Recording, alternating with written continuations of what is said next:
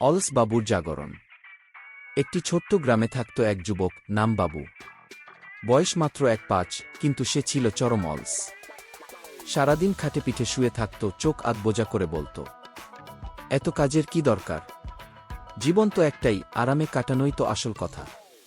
সে না ক্ষেতের কাজে যেত, না গরু মহিষের দেখাশোনা করত। তার মা বলতেন, বাবু তুমি কিছু একটা করো, নইলে ভবিষ্যতে অনুশোচনা করবে গি।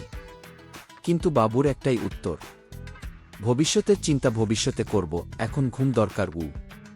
এভাবে দিনের পর দিন কাটতে লাগল। গ্রামে কেউ তাকে আর গুরুত্ব দিত না। বন্ধুরা দূরে সরে গেল, এমনকি পাত্র হিসেবে মেয়ের পরিবারও তাকে পছন্দ করত না। একদিন গ্রামে এলেন একজন বয়স্ক জ্ঞানী লোক। তিনি এলেন গাছ লাগানো ও কর্মে উৎসাহ দেওয়ার জন্য।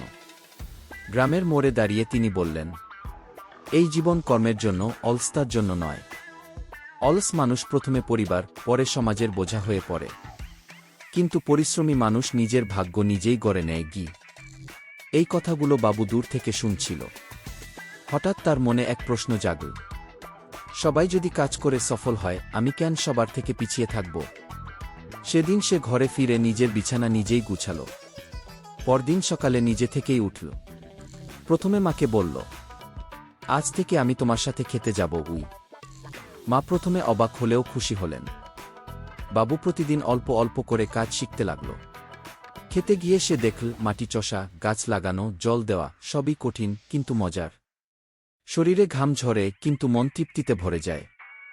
৩ মাস পরে সেই অলস বাবুই এখন গ্রামের একজন উদ্যমী যুবক। সে নিজের একটি ছোট সবজির বাগান করেছে, যেখানে নানা ধরনের শাকসবজি ফলে। সেগুলো বিক্রি করে সে আয় করে। গ্রামের লোকেরা এখন তাকে ডাকে পরিশ্রমী বাবু। একদিন তার মা তাকে জিজ্ঞেস করলেন, তুই তো এক সময় কিছুই করতিস না, হঠাৎ এত বদল কিভাবে?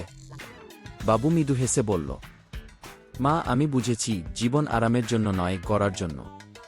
অলসতা শুধু পিছিয়ে দেয়, কিন্তু পরিশ্রম মানুষকে গড়ে তোলে গি।